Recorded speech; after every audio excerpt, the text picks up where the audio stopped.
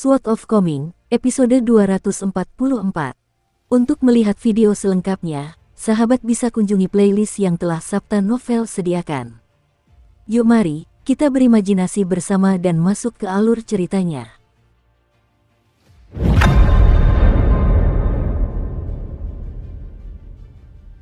Song Yusao baru saja mengambil pedangnya dari bawah air terjun sehari sebelumnya. Pedang itu adalah pedang terkenal bernama Tak Tergoyahkan, senjata suci yang ditakuti oleh banyak pemurniki, dan berada dalam sarung yang terbuat dari bambu biru langka. Ternyata, pertama kali Song Yusao melihat pedang ini persis di tempat yang sama, di bawah kolam di kaki air terjun. Terlebih lagi, pedang itu berada tepat di bawah batu yang menonjol di atas air terjun tempat Chen Pingan berlatih meditasi berdiri. Ada mekanisme tersembunyi di batu itu, dan Song Yusao berhasil mendapatkan pedang itu secara kebetulan. Pedang itu memainkan peran penting dalam perkembangan ilmu pedangnya, dan bisa dikatakan bahwa pedang itu merupakan bagian integral dari kebangkitannya menjadi santo pedang di negeri sisir air. Setelah membaca kitab suci yang tak terhitung jumlahnya, Song Yusao akhirnya menemukan catatan yang berkaitan dengan pedang ini. Dikatakan bahwa pedang itu telah ditempa oleh dewa perang dari benua lain, tetapi kemudian hilang di benua botol harta karun timur, dan dikatakan mampu membelah gunung dan menaklukkan kejahatan besar. Setelah Song Gaofeng meninggal, Song Yusao mengambil pedang putranya, dan pedang aslinya dikembalikan ke tempat persembunyiannya di batu. Saat itu, pedang yang sama terkalung di pinggang Song Yusao saat ia berdiri dan menghadapi pasukan di depannya yang telah melambat drastis. Sesuai dengan nama pedang itu, ia berdiri kokoh bagai gunung yang tak tergoyahkan, tanpa rasa takut sedikit pun di wajahnya. Dari pasukan tangguh yang berjumlah hampir 10.000 prajurit ini, terdapat 3.000 kavaleri elit yang dipilih dari pasukan pribadi Chu Hao, dan semuanya adalah veteran perbatasan yang tangguh. Selain mereka, terdapat juga hampir 5.000 prajurit elit yang dipilih dari berbagai pasukan di seluruh negeri, di samping lebih dari 1.000 penegak hukum yang langsung melayani otoritas resmi dan seniman bela diri tangguh yang direkrut dengan harga tinggi. Tentu saja, ada juga beberapa kultivator kuat yang secara langsung melayani Jenderal Chu Hao, dan hampir semuanya telah dipersembahkan kepadanya oleh Kaisar sebagai bagian dari mas kawin putri mendiang mantan pemimpin aliansi. Mantan pemimpin aliansi itu telah lama meninggal, tetapi ia telah menjabat sebagai pemimpin aliansi selama hampir 20 tahun dan mendapat dukungan dari istana kekaisaran, jadi ia secara diam-diam telah mengembangkan banyak bawahan yang setia, yang semuanya sekarang melayani menantunya, Chu Hao. Meski sudah bertahun-tahun berlalu, istri Chu Hao masih menyimpan dendam yang amat dalam terhadap Sweetwater Villa. Di permukaan, Chu Hao selalu bersumpah untuk membalas dendam, tetapi kenyataannya, ia tahu bahwa villa pedang air tidak boleh diganggu kecuali ada kesempatan yang tepat. Tanpa instruksi tegas dari Kaisar, mustahil ia akan secara terbuka memprovokasi pendekar pedang nomor 1 di seluruh negeri. Oleh karena itu, terlepas dari keluhan istrinya, Chu Hao tetap bergeming dan menolak mengambil tindakan apapun. Untungnya, villa pedang air telah bertindak berlebihan dan memaksa Kaisar. Chu Hao segera memanfaatkan kesempatan itu, mengajukan diri untuk memimpin pasukan menaklukkan villa pedang air, dan semuanya berjalan lancar. Sehubungan dengan seluruh situasi ini, bukan hanya istri Chu Hao yang merasa hatinya tertambat, tetapi Chu Hao sendiri juga memiliki keluhannya sendiri. Istrinya jelas mengetahui bahwa Song Gaofeng sudah memiliki istri, dan mereka berdua memiliki hubungan yang penuh kasih sayang. Terlebih lagi, ayah Song Gaofeng adalah santo pedang dari negara sisir air, jadi merupakan perwujudan hak istimewa dan keegoisan yang luar biasa bagi Song Gaofeng untuk menuntut Song Gaofeng menceraikan istrinya dan menikahinya hanya karena ayahnya adalah pemimpin aliansi. Fakta bahwa ia pergi menghancurkan kebun wanita itu dan menghancurkan hidupnya hanya karena dendam karena tidak mendapatkan pria yang diinginkannya, semakin menunjukkan betapa berbisa dan bejatnya wanita itu. Jika Chu Hao berada di posisi Song Gaofeng, ia pasti sudah mengerahkan seluruh pasukannya untuk memenggal kepalanya sebagai pembalasan. Meski begitu, Chu Hao bukanlah Song Gaofeng, dan terlepas dari keluhan batinnya tentang karakter istrinya, ia harus mengakui bahwa menikahinya membawa banyak keuntungan. Tak hanya mendapatkan kepercayaan Kaisar, ia juga mendapatkan istri yang cantik dan sekitar selusin kultivator dan seniman bela diri papan atas yang melayaninya dengan penuh kesetiaan. Sungguh sekali mendayung 3 pulau terlampaui, jadi keraguan dan keraguan apapun yang ia miliki terhadap istrinya sama sekali tidak berarti. Terlebih lagi, setelah pemimpin aliansi lama dibunuh oleh Song Gaofeng, putri mantan pemimpin aliansi itu telah diberi pelajaran keras, dan ia belajar untuk menjadi jauh lebih terkendali, berpegang teguh pada tugasnya sebagai ibu rumah tangga. Ia juga membuktikan dirinya sebagai sosialita yang cakap dan rukun dengan banyak tokoh penting lainnya di ibu kota, dan hal itu sangat berkontribusi pada kelancaran karir Chu Hao. Akibatnya, Chu Hao sering merasa harus berterima kasih kepada Song Gaofeng karena telah mengajarinya hal itu. Jika tidak, ia pasti akan terpaksa menanggung beban penuh dari racun Song Gaofeng yang tak terkendali. Tanpa sepengetahuan siapapun kecuali Chu Hao, istrinya diam-diam mengikutinya dalam perjalanan ini, dan ia menginap di lokasi rahasia di kota terdekat. Ia telah berkata kepada Chu Hao bahwa Song Yusao bisa diselamatkan, dan jika ia melarikan diri, biarlah. Namun, bajingan bernama Song Fengshan itu harus dibunuh. Setelah dia meninggal dan dikremasi, dia akan secara pribadi membawa abunya dalam sebuah guci ke makam Song Gaofeng dan istrinya, lalu memecahkan guci tersebut di depan mereka, memaksa mereka untuk menyaksikan akhir garis keturunan mereka. Sungguh tidak ada seorang pun yang lebih kejam daripada seorang wanita yang dicemooh, tetapi di mata Chu Hao, ini adalah hal yang baik. Chu Hao memegang kendali kudanya dengan satu tangan sambil melindungi matanya dari sinar matahari dengan tangan lainnya saat ia terus mengintip ke kejauhan dengan santai. Jalan resmi di sini sangat lebar, dan medan di kedua sisinya sangat datar dan rata, membuatnya sempurna untuk dilalui oleh prajurit infanteri, dan bahkan pasukan kavaleri dapat menyerang kapan saja jika diperlukan. Di mata Chu Hao, Song Yusao hanyalah seorang kakek tua pikun yang terbiasa berkuasa di negara sisir air, tetapi sama sekali tidak tahu apa-apa tentang taktik medan perang. Karena ia bertekad untuk binasa bersama Villa Pedang Air, Chu Hao dengan senang hati mengabulkan keinginannya. Chu Hao melemparkan pandangannya ke arah santo pedang tua di kejauhan, dan seringai mengejek muncul di wajahnya saat dia menurunkan tangannya untuk membelai pisau kertas emas di tangannya, pisau yang telah dihadiahkan kepadanya secara pribadi oleh Kaisar, dan dia tersenyum sambil merenung dalam hati, sangat disayangkan bahwa pahlawan yang gagah berani seperti itu akan menemui ajalnya hari ini. Tentu saja, untungnya dia muncul. Nah, kalau nanti orang-orang membahas kejadian ini, mereka akan bercerita tentang bagaimana aku membunuh seorang santo pedang. Ada banyak legenda tentang pahlawan maha kuasa yang melawan segala rintangan untuk melawan pasukan perkasa sendirian, tetapi sayangnya, semua itu hanyalah kisah yang dibumbui. Di wilayah ini, terdapat sekitar selusin bangsa, termasuk bangsa sisir air, dan tidak kekurangan jenderal-jenderal tangguh di antara bangsa-bangsa tersebut, yang memiliki kecakapan tempur yang luar biasa. Mereka selalu terlihat memimpin pasukannya dari garis depan, dan jika mereka memiliki kuda yang kuat di bawah mereka, maka kekuatan mereka akan semakin meningkat, tetapi pada kenyataannya, tidak ada seorang pun yang mampu melawan seluruh pasukan sendirian. Chu Hao bukan sekadar cendekiawan yang terlindungi. Faktanya, ia adalah seorang veteran yang telah bertempur dalam banyak pertempuran, dan belum pernah bertemu seseorang yang mampu melakukan hal sehebat itu. Song Yusao tetap berdiri di tempatnya. Setelah sampai di sini, ia tak mau mundur selangkah pun, tetapi ada sedikit kejengkelan di matanya saat ia berbalik. Apa yang kau lakukan di sini, Chen Pingan? Ini bukan perjalanan darat yang menyenangkan. Chen Pingan menenteng kotak pedang berisi kitab penakluk iblis dan kitab pembasmi iblis yang diikat erat di punggungnya. Ia berlari kecil ke sisi Song Yusao, dan Song Yusao menoleh padanya dengan ekspresi frustrasi. Di paviliun tepi air, setelah konflikmu dengan Unruli Saber Villa, kukatakan padamu bahwa ketika berkelana di dunia kultivasi, seseorang bertanggung jawab atas hidup dan matinya sendiri. Apa kau mengerti maksudnya, Chen Pingan? Chen Pingan mengangguk sebagai jawaban. Song Yusao tak kuasa menahan tawa jengkel. Kau tak tahu apa-apa. Di dunia kultivasi, bahaya selalu mengintai. Aku datang ke sini bukan hanya untuk menunjukkan wajahku, lalu langsung mundur begitu keadaan semakin sulit. Aku di sini untuk bertahan, dan di tengah panasnya pertempuran, aku takkan bisa menjagamu, mengerti? Song Yusao menjadi semakin marah saat berbicara, dan akhirnya, dia menghela napas pelan sambil menyimpulkan, kamu seharusnya tidak datang ke sini, Chen Pingan. Apapun rencanamu hari ini, tugasku hanya satu, yaitu memastikan kau meninggalkan tempat ini hidup-hidup.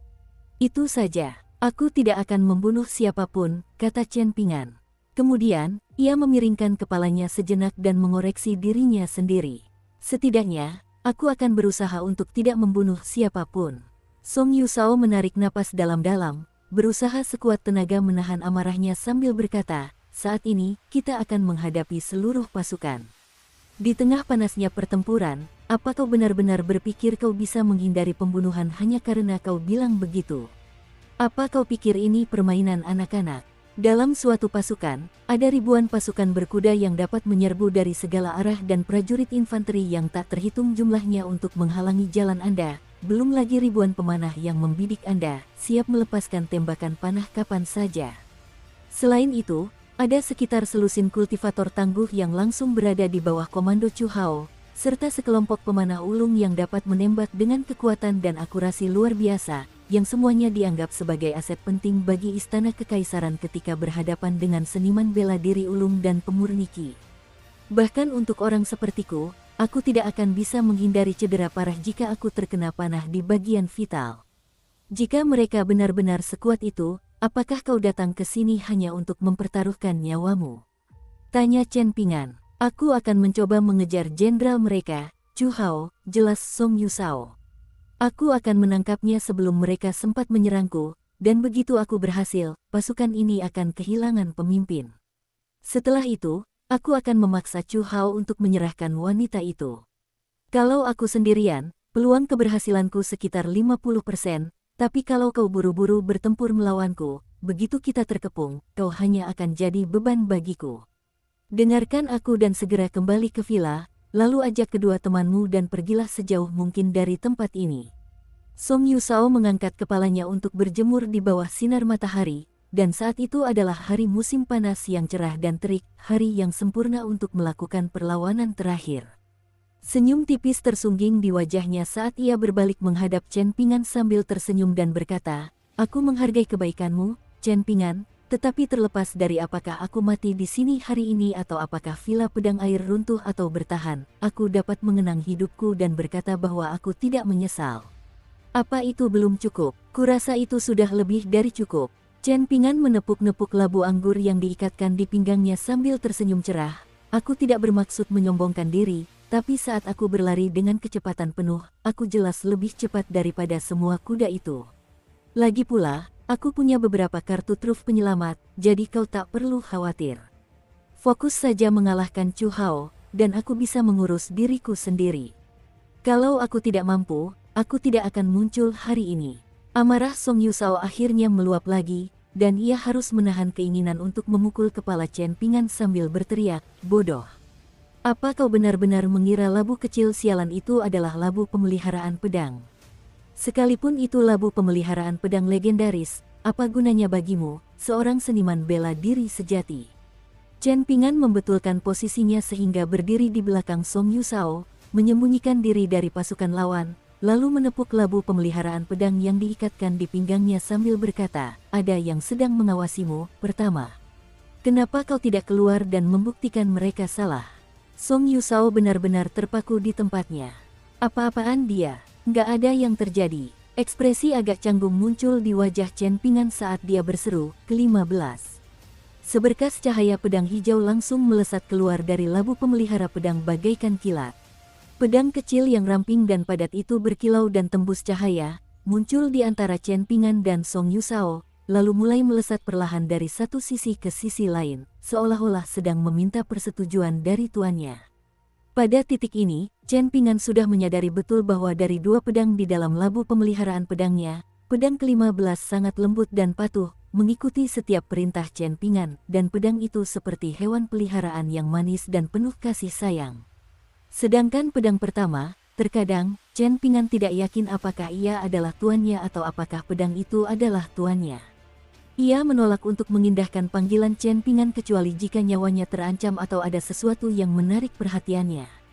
Namun, Chen Pingan akhirnya menerima hal ini, alih-alih mendambakan Fes untuk patuh seperti Fes. Setidaknya, Fes tidak pernah menentangnya ketika benar-benar penting.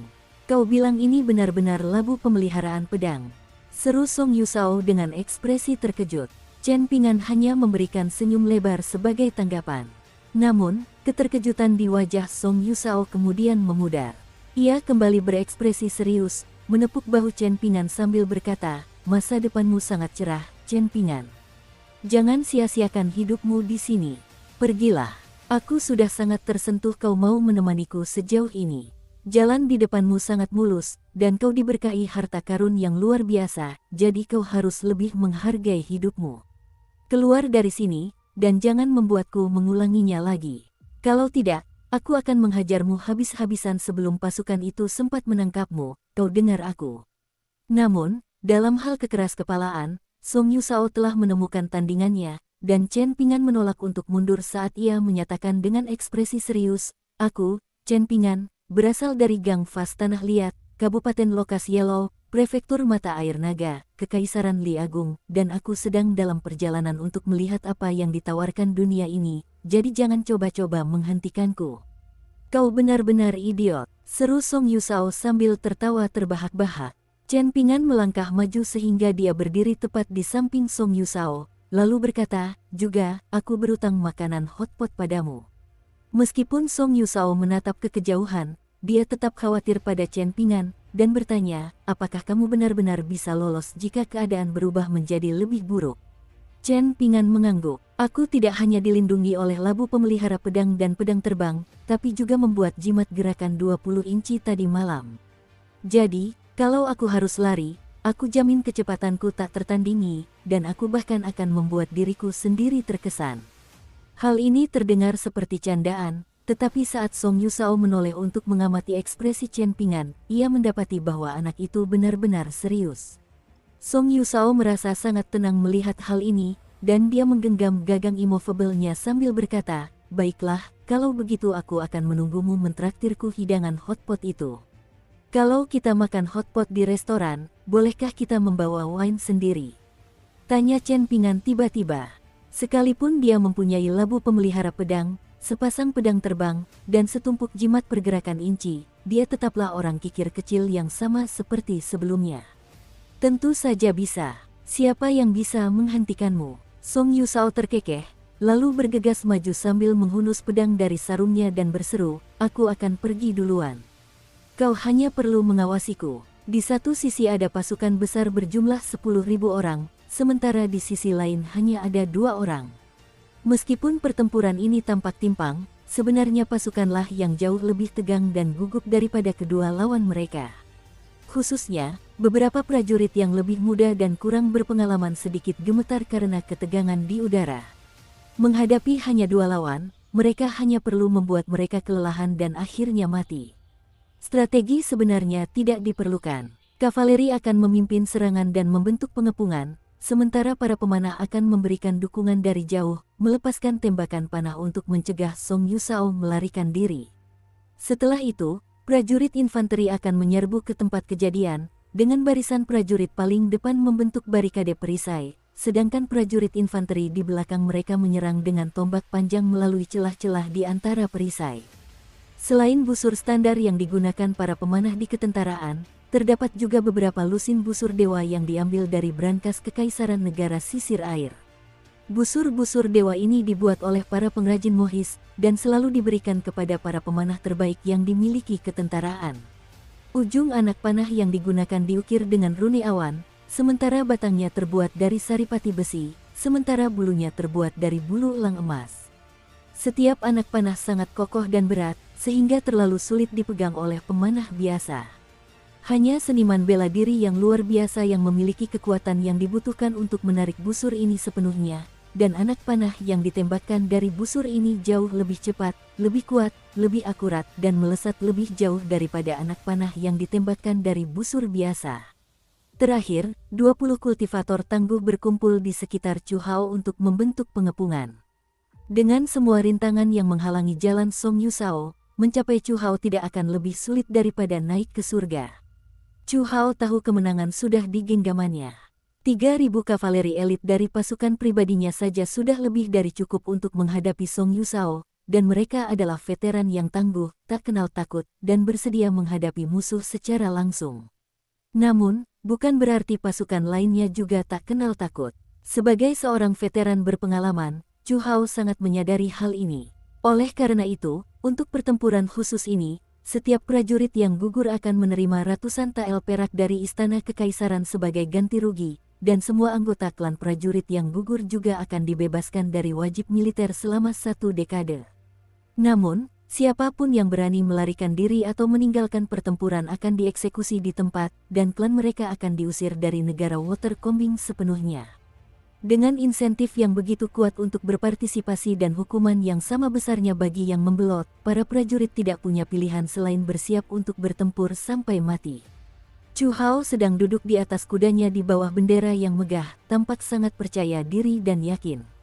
Mustahil seorang manusia dapat melawan seluruh pasukan, dan sang kaisar telah berjanji kepadanya secara pribadi bahwa ia dapat mengambil separuh kekayaan Villa Air Pedang untuk diberikan sebagai hadiah kepada pasukan-pasukan ini, sedangkan separuhnya lagi akan diambil oleh kas kekaisaran. Akan tetapi, Chu Hao harus menanggung sisa biaya perjalanan ini, dan ia tidak diizinkan meminta bantuan keuangan kepada Kementerian Perang atau Kementerian Pendapatan. Meski begitu, Chu Hao yakin bahwa dia masih bisa meraup untung besar setelah Sweetwater Villa dilucuti. Alih-alih melayang ke udara dan menjadi sasaran empuk bagi para pemanah lawan, Song Yusao mencondongkan tubuh ke depan dan menurunkan pusat gravitasinya, lalu menyerbu maju bagai kilat menuju barisan seragam pasukan kavaleri elit yang membentuk barisan depan pasukan Chu Hao. Hujan anak panah pertama turun dari langit, dan seluruh area riuh dengan bunyi dentingan tali busur yang tak terhitung jumlahnya. Song Yusao menghentakkan kakinya dengan keras ke tanah, melontarkan dirinya ke depan dengan kecepatan yang luar biasa sehingga sulit dilacak bahkan dengan mata telanjang. Pada saat yang sama, ia berputar sambil menebaskan pedangnya ke udara, dan semburan ki pedang yang dahsyat muncul dalam radius beberapa puluh kaki di sekelilingnya, meletus ke segala arah. Tanah di belakang Song Yusao langsung dihujani dengan anak panah, sementara anak panah yang hendak menyerangnya semuanya hancur oleh ki pedang di sekelilingnya. Ia memperlihatkan kecepatan luar biasa dan tenaga pedang yang amat dahsyat, yang membuat pasukan lawan terkejut dan terkagum-kagum, tetapi pasukan itu tetap tenang saat rentetan anak panah berikutnya ditembakkan secara teratur. Song Yusao berputar seperti gasing dengan immovable dipegang di depannya, dan ribuan immovable langsung muncul di sekelilingnya, yang semuanya memiliki ujung mengarah keluar. Dalam sekejap mata, dia telah membangkitkan ribuan garis ki pedang dan mengacungkan jarinya ke langit sambil berteriak, "Maju!" Dengan hentakan kakinya, seluruh ki pedang yang membentuk setengah lingkaran di sekelilingnya melesat ke udara, melesat menuju barisan kavaleri bersenjata tombak yang sedang memimpin serangan. Dalam sekejap mata, puluhan kaki kuda terpotong, dan sekitar 20 kuda terpenggal seluruhnya, membuat seluruh barisan kavaleri menjadi kacau balau. Sementara itu, immovable naik ke langit, dan garis-garis ki pedang terus menyebar di sekitarnya seperti payung raksasa. Semua anak panah yang mengenai payung ini langsung hancur lebur seperti telur rapuh yang dilempar ke batu. 2 unit kavaleri elit mempercepat serangan mereka dari kedua sisi, memiringkan tubuh mereka ke samping di atas kuda mereka untuk menembakkan panah diagonal ke arah Song Yusao. Ki pedang setengah lingkaran yang tersisa di belakang Song Yusao pun langsung melesat maju, dan puluhan kuda lainnya dari kedua unit kavaleri elit ini terbunuh di tempat, sementara para prajurit yang menunggangi kuda-kuda tersebut terpental ke udara. Namun, mereka semua jelas merupakan prajurit yang sangat terlatih, dan sangat sedikit dari mereka yang pingsan karena benturan jatuh dari tunggangan mereka. Sebagian besar dari mereka terbanting ringan ke tanah atau segera berdiri, menghunus pedang mereka, dan langsung menyerang Song Yusao. Dukung terus channel YouTube Sabta Novel. Sekadar gelar Santo Pedang Negara Sisir Air saja tidak akan cukup untuk mengintimidasi pasukan elit ini, yang semuanya telah merangkak keluar dari bawah tumpukan mayat di medan perang dalam banyak kesempatan. Dari sekitar selusin negara di wilayah barat benua botol harta karun timur, negara pakaian warna-warni memiliki jumlah pasukan terbanyak, sehingga di atas kertas, negara ini memiliki militer yang paling tangguh. Khususnya, negara ini memiliki keunggulan signifikan dibandingkan negara lain dalam hal jumlah pasukan kavaleri. Namun, dalam hal kecakapan tempur yang sesungguhnya, pasukan ini jauh tertinggal dibandingkan dengan bangsa Elem kuno, yang terkenal dengan keganasan prajurit infanterinya, bangsa aliran Pinus, yang memiliki kavaleri dan pemanah terbaik, dan bangsa Sisir Air, yang memiliki pasukan paling tangguh dan gagah berani. Sebaliknya, pasukan perbatasan bangsa pakaian warna-warni hanyalah unit yang besar dan tidak kompeten. Dahulu kala, seorang jenderal tangguh bermarga muncul di militer negara pakaian warna-warni, tetapi atasannya pada dasarnya memaksanya pindah ke prefektur Blucher karena iri, dan ia menghabiskan sisa hidupnya di sana. Mengingat ketidakmampuan militer negara pakaian warna-warni yang nyata, negara itu menjadi lahan kosong yang sangat menarik bagi 3 negara tetangganya. Chu Hao mengajukan diri untuk memimpin pasukan ini melawan Villa Air Pedang bukan hanya untuk membalas dendam pribadi terhadap istrinya. Sebaliknya, alasan utamanya sebenarnya adalah karena ia ingin menduduki posisi jenderal di pasukan yang nantinya akan dikirim untuk menaklukkan negeri pakaian warna-warni. Jika ia berhasil menaklukkan Villa Pedang Air, maka itu akan memberinya otoritas dan pengakuan yang lebih besar di istana kekaisaran.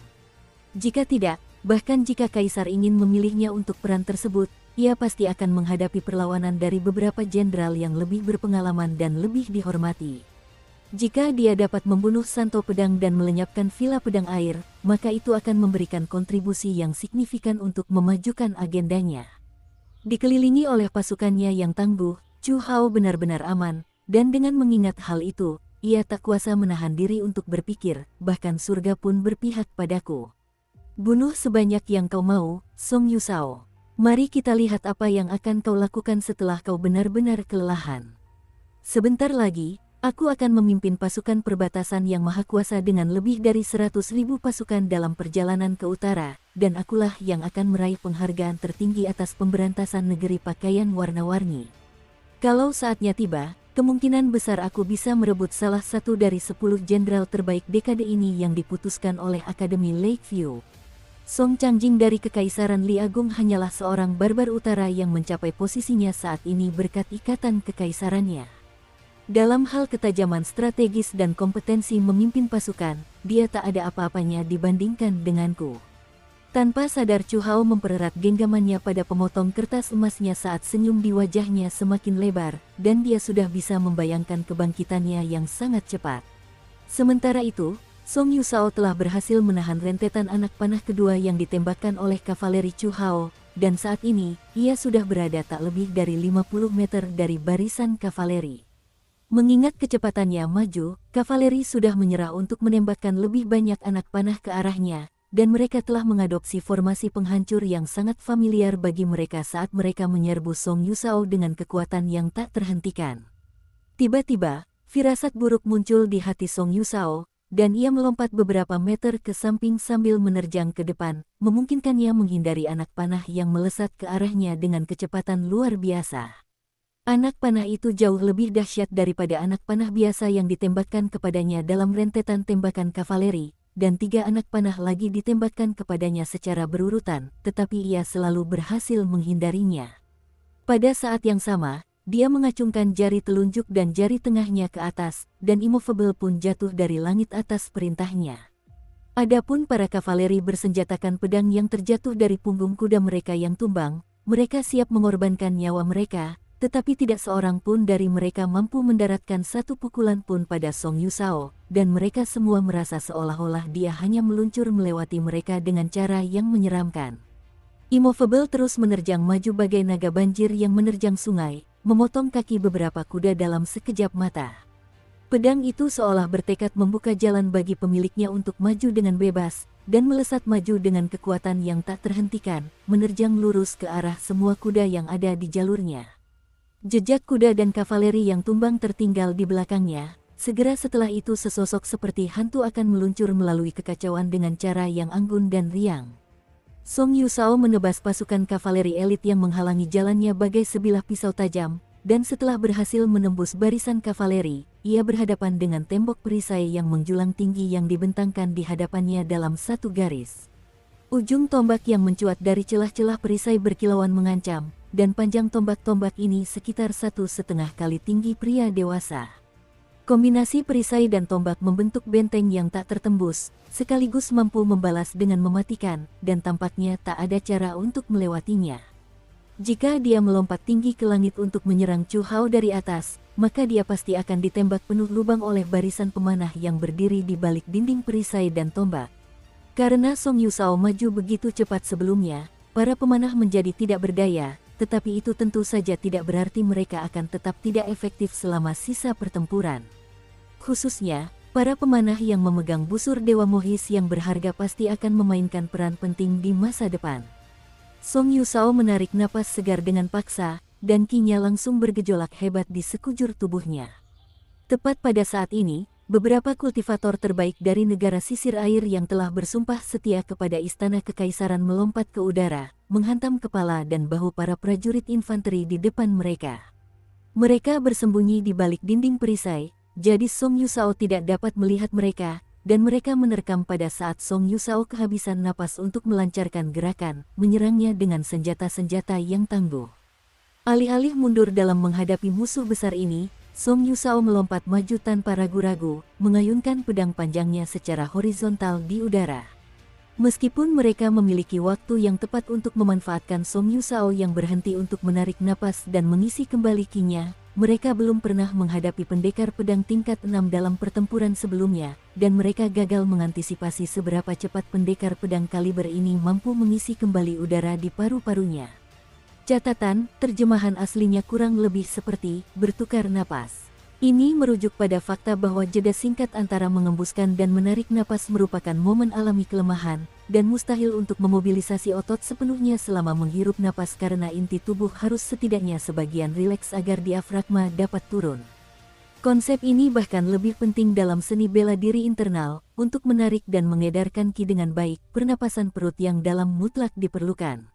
Karena alasan ini, pernapasan perut yang dalam sering diterjemahkan sebagai mengisi ulang ki.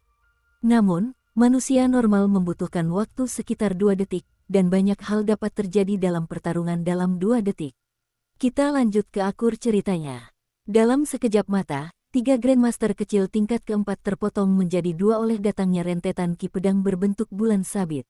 Mereka menemui ajalnya bahkan sebelum sempat memainkan peran apapun dalam pertempuran, dan orang tak dapat tidak bertanya-tanya apakah mereka meninggal dengan penuh penyesalan.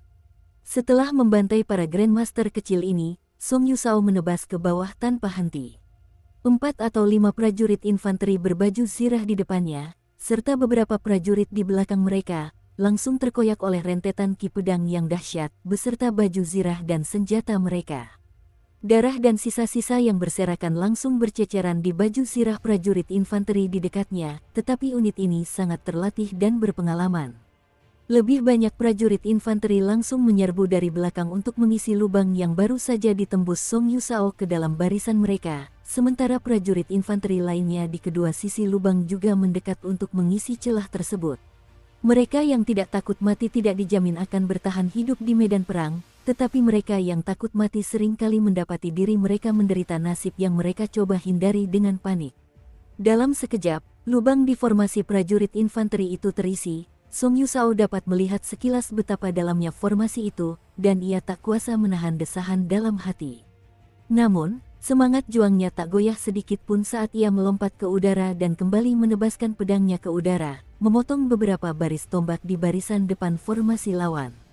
Pada saat yang sama, ia tiba-tiba mengencangkan cengkeramannya di gagang pedang, dan niat pedangnya yang tak terkendali meledak keluar dari tubuhnya.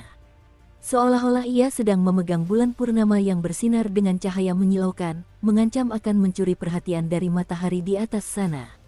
Dengan raungan yang menggelegar, ia melesat lebih dari 3 meter ke udara, dan niat pedang serta ki pedangnya melonjak drastis secara bersamaan. Bulan yang ia pegang awalnya hanya seukuran lempengan batu giok, tetapi tiba-tiba mengembang secara dramatis hingga menutupi seluruh tubuhnya, menahan semua anak panah yang datang saat ia terbang langsung ke arah Chu Hao dari atas. Saat mengenai bulan yang bersinar, semua anak panah akan terkelupas dan patah. Sementara seluruh perhatian pasukan tertuju pada Song Yusao, Chen Pingan tidak hanya berdiam diri. Ia juga melesat maju dengan kecepatan dan kelincahan seekor kelinci yang lincah.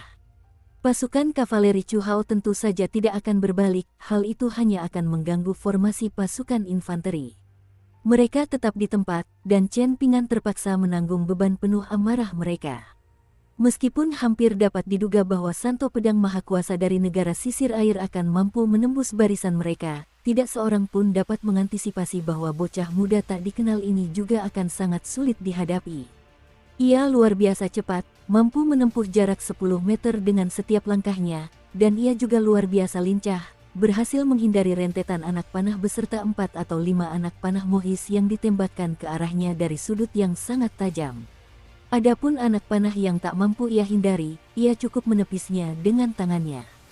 Tak lama kemudian, ia telah menyerbu barisan kavaleri bagai belut licin, melintasi celah-celah terkecil di formasi lawan. Dalam beberapa kejadian ketika ia terpaksa berhadapan langsung dengan musuh, ia akan melayangkan pukulan ke sisi tubuh kuda sehingga kuda dan penunggangnya terlempar sejauh 10 meter di udara, atau menghantamkan bahunya ke kuda yang melaju dari arah berlawanan untuk mencapai hasil yang sama. Setelah itu, ia akan melompat pelan ke udara, melompat dari punggung kuda dengan keanggunan dan kehalusan seekor capung yang meluncur di atas air. Dalam sekejap mata, ia akan lenyap, hanya meninggalkan angin sepoi-sepoi. Semua pasukan kavaleri yang dilewatinya akan menyerang dengan pedang dan tombak mereka, tetapi tak satu pun dari mereka yang mampu menggores pakaiannya. Di mata mereka, dia jelas merupakan seniman bela diri Grandmaster yang paling tidak berada di puncak tingkat keempat, bahkan mungkin seniman bela diri tingkat kelima. Pasukan kavaleri bersenjata tombak dengan hati-hati membidik leher Chen Pingan, lalu menusukkan tombak itu ke atas dengan keras dengan niat membunuh yang tak terkendali. Chen Pingan memiringkan kepalanya ke samping untuk menghindari tombak yang mendekat, dan pada saat yang sama, ia mengulurkan tangan untuk meraih gagang tombak. Tombak itu adalah senjata berharga yang telah diwariskan turun-temurun dalam keluarga prajurit itu, tetapi terlepas dari upaya terbaiknya, tombak itu tetap terlepas dari genggamannya, meninggalkan daging di tangannya yang robek dan berdarah. Chen Pingan menyesuaikan tombaknya di udara agar ia dapat memegangnya dengan kedua tangan, lalu menancapkannya dalam-dalam ke tanah. Tombak itu luar biasa fleksibel, melengkung membentuk busur besar sebelum melontarkan Chen Pingan hampir 20 meter ke langit dengan suara dentingan pelan. Bahkan saat ia terlempar ke udara, Chen Pingan masih memegang salah satu ujung tombak tersebut dan tidak meninggalkannya. Seluruh pasukan kavaleri yang ditinggalkannya hanya bisa menyaksikan saat ia melesat di udara bak dewa yang menunggangi angin sebelum mendarat di sebidang tanah kosong tepat di belakang barisan mereka. Setelah mendarat di tanah, Chen Pingan mundur selangkah tanpa henti, lalu mengayunkan lengannya sekuat tenaga ke udara untuk melemparkan tombak itu ke langit. Setelah itu, ia menepuk-nepuk labu anggur yang diikatkan di pinggangnya sambil melompat ke udara, dan sesaat kemudian ia lenyap begitu saja tanpa peringatan. Seolah-olah ia telah menggunakan semacam kemampuan mistis untuk memperpendek daratan, dan seluruh pasukan kavaleri memandang dengan kaget dan takjub ketika ia muncul di atas tombak sesaat kemudian. Ia berdiri di atas tombak dengan satu kaki di depan kaki lainnya, persis seperti bagaimana pendekar pedang legendaris menunggangi pedang terbang mereka, menghadirkan pemandangan yang mengagumkan untuk dilihat. Kalau saja mereka tidak berada di kubu yang berseberangan, mereka tidak akan mampu menahan keinginan untuk menyemangatinya. Segera setelah itu, pemandangan yang lebih menyebalkan terpampang. Bukan saja Chen Pingan terbang di udara dengan tombak barunya, ia juga telah melepaskan labu anggur dari pinggangnya dan meneguk anggur, sementara ia dikepung oleh gerombolan musuh. Semua penonton merasa geram melihat ini, tetapi jauh di lubuk hati, mereka tidak dapat menahan perasaan kagum. Baik Song Yusao maupun Chen Pingan maju jauh ke wilayah musuh, tetapi mereka melakukannya dengan cara yang sangat berbeda.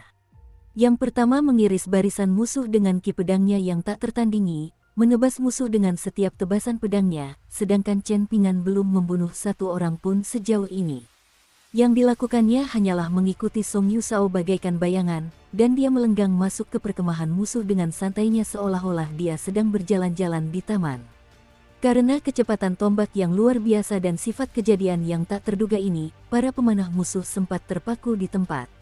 Namun, para komandan pasukan segera tersadar dan mulai meneriakkan perintah, menginstruksikan para pemanah terkuat untuk mencegat Chen Pingan dengan menembakkan busur mereka yang memiliki tarikan yang sangat kuat. Tentu saja, para pemanah yang menghunus busur Dewa Mohis juga ada di antara mereka, dan badai dahsyat anak panah secepat kilat melesat ke arah Chen Pingan. Sementara semua orang masih terkesima dengan apa yang mereka lihat, mereka segera merasa lebih takjub saat dua seberkas cahaya cemerlang, satu putih dan satu hijau, tiba-tiba keluar dari labu anggur merah milik Chen Pingan sebelum mengenai dan menghancurkan semua anak panah yang datang. Chen Pingan tidak perlu mengambil tindakan mengelak sama sekali, dan krisis dapat dihindari dalam sekejap mata. Setelah terbang sekitar 200 meter, tombak itu sudah mulai turun. Chen Ping'an melompat ke udara, membiarkan tombak itu jatuh ke tanah.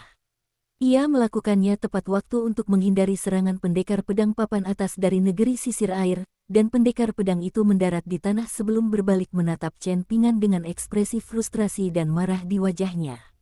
Sebelumnya, ia sama sekali tak berdaya melawan ki pedang Song Yusao yang dahsyat, tapi itu sudah bisa diduga. Namun sekarang, ia bahkan gagal menggores seorang pemuda tak dikenal dengan serangannya. Bagaimana ia bisa hidup dengan dirinya sendiri? Sebagai pendekar pedang tangguh di pasukan Chu Hao, ia duduk di kedudukan yang tinggi, menikmati manfaat yang jauh lebih besar daripada prajurit pada umumnya. Namun kini saatnya baginya untuk melakukan tugasnya, ia telah gagal dengan cara yang memalukan. Jauh di depan, Song Yusao hanya berjarak 200 meter dari Chu Hao. Saat ini, bola ki pedang di sekelilingnya telah terkikis secara signifikan oleh panah dan tombak yang tak terhitung jumlahnya. Belum lagi serangan yang dilancarkan oleh belasan kultivator kuat yang berada tepat di bawah komando Chu Hao. Tepat pada saat ini, seberkas ki pedang hijau melesat ke arah Song Yusao dengan kekuatan yang tak terhentikan, dan akhirnya mampu menembus penghalang ki pedang di sekelilingnya. Namun, pedang itu dihadang oleh pedang abadi Song Yusao, dan terbelah dua sebelum menerjangnya, seketika menewaskan puluhan prajurit di belakangnya. Song Yusao menghunus pedangnya. Darah segar menetes dari sudut bibirnya. Kali ini, ia tak berani bersantai dan mengisi kembali ki-nya. Setidaknya, orang yang baru saja menyerangnya pastilah seorang pendekar pedang tingkat 5, jadi dia bukanlah seseorang yang bisa dianggap enteng. Saat itu, orang itu berdiri tepat di samping Chu Hao. Ia mengenakan jubah hijau dengan satu tangan terlipat di belakang punggung, sementara tangan lainnya memegang pedang dengan ujung pedang mengarah langsung ke Song Yusao. Pria itu tampaknya tidak terlalu tua, tampaknya baru berusia awal 30-an, tetapi bisa saja usianya sudah lebih dari 40 tahun. Setelah diamati lebih dekat, Song Yusao menemukan bahwa pria itu bahkan tidak memegang pedang. Melainkan, sepotong bambu hijau yang dipoles halus, panjangnya seperti pedang biasa. Ia berdiri di atas pelana, alih-alih duduk. Hal ini membuatnya tampak jauh lebih tinggi daripada Chu Hao, tetapi Chu Hao tampaknya tidak mempermasalahkannya. Pendekar pedang itu menoleh ke Chu Hao sambil tersenyum dan berkata, pedang Song Yusao itu memiliki sarung bambu yang cukup bagus. Maukah kau memberikannya kepadaku, Jenderal Chu? Kenapa tidak? Chu Hao langsung menjawab dengan ramah. Lupakan sarungnya, kau bisa ambil pedangnya juga kalau mau. Pendekar pedang itu menggelengkan kepala sambil tersenyum dan menjawab, tidak perlu. Immovable adalah pedang pribadi Song Yusao, jadi jika kau bisa mempersembahkannya kepada kaisarmu, itu akan menjadi representasi simbolis dunia seni bela diri yang tunduk kepada istana kekaisaran.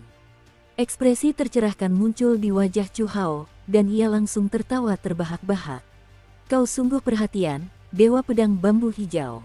Song Yusao berdiri di sebidang tanah kosong kecil yang telah dikosongkan oleh semua prajurit di sekitarnya, dan Dewa Pedang Bambu Hijau menyatakan, Sang Pedang Suci Song, saat kau menarik napas berikutnya, saat itulah kau akan menemui ajalmu. Ekspresi Song Yusao tetap tidak berubah, sementara keributan keras terdengar dari belakangnya. Mata Chu Hao sedikit menyipit saat ia mengeluarkan sesuatu yang tampak seperti batangan perak dari lengan bajunya, dan menggenggamnya erat-erat. Beberapa saat kemudian, sepasang pria tua berambut putih muncul di sampingnya. Salah satu lelaki tua itu mengenakan jubah brokat. Di antara jari telunjuk dan jari tengahnya, ia memegang jimat biru dengan tulisan emas di atasnya. Yang satunya bertubuh kekar dan gagah, dan ia memegang sepasang kapak berukir awan. Keduanya tidak mengenakan baju zirah, dan jelas mereka bukan prajurit Chu Hao. Keduanya menatap ke arah Song Yusao, dan berbeda dengan ketenangan dan keyakinan yang terpancar dari Dewa Pedang Bambu Hijau, kedua lelaki tua itu sedikit khawatir.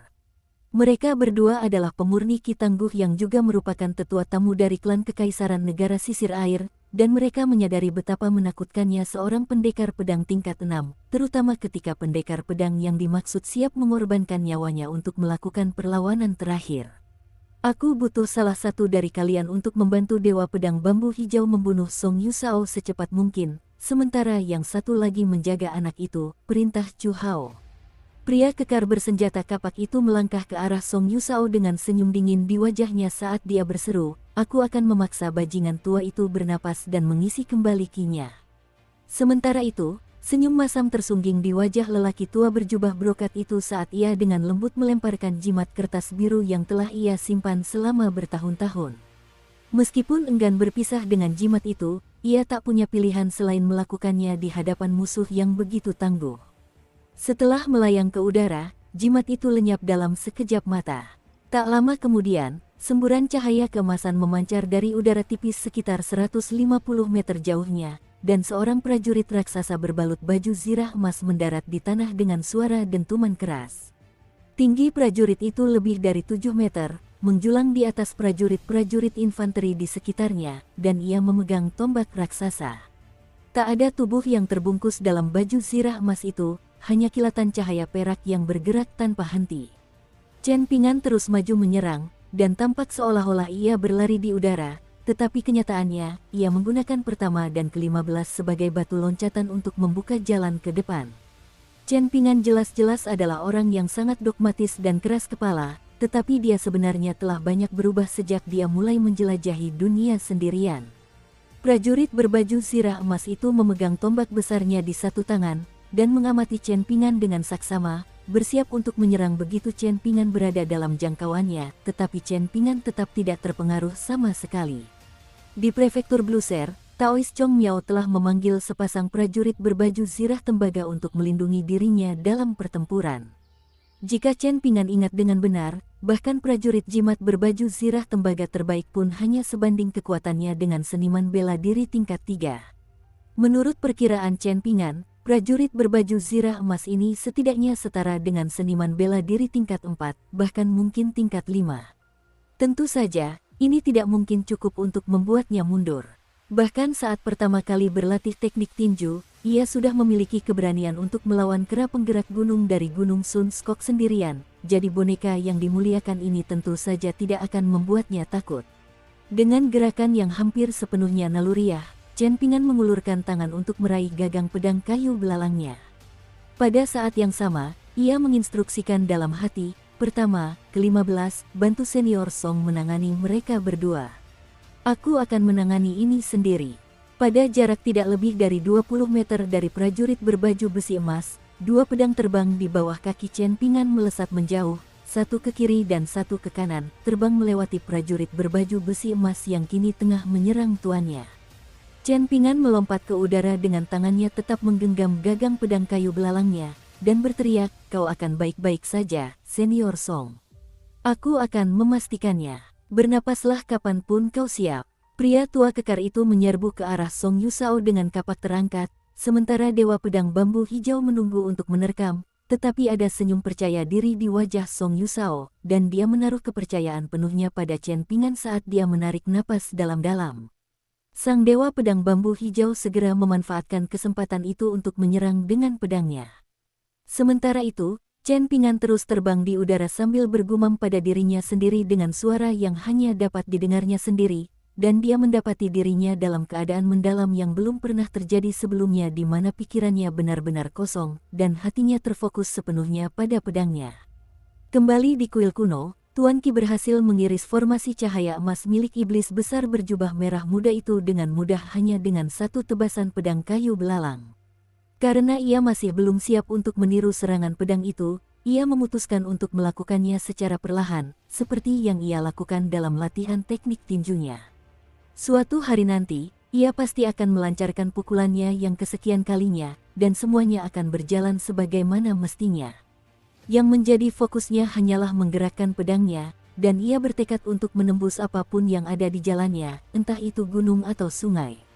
Dia menyalurkan teknik 18 penghentian dengan sekuat tenaga, dan ki pedang di dalam tubuhnya melonjak seperti air bah yang melewati bendungan yang jebol, melewati serangkaian titik akupuntur yang biasanya dianggap tidak layak untuk dikultivasikan oleh sebagian besar pendekar pedang. Detik berikutnya, Chen Pingan dengan kuat menghunus pedang kayu belalangnya, melepaskan semburan ki pedang yang cemerlang yang tidak dapat dilihatnya saat ia mengayunkan pedangnya ke arah prajurit raksasa berbaju zirah emas. Prajurit berbaju zirah emas itu langsung teriris bersama tombak besarnya. Chen Pingan mendarat dengan kedua kakinya, lalu mengangkat kepalanya tepat pada waktunya untuk melihat keretakan besar muncul secara diagonal di seberang prajurit berbaju besi emas itu.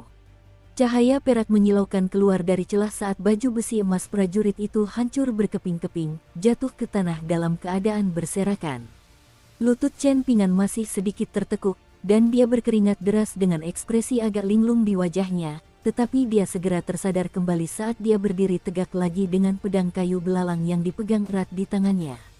Dia tidak pernah merasa begitu gembira, dan yang dia inginkan hanyalah berteriak untuk mengekspresikan emosinya.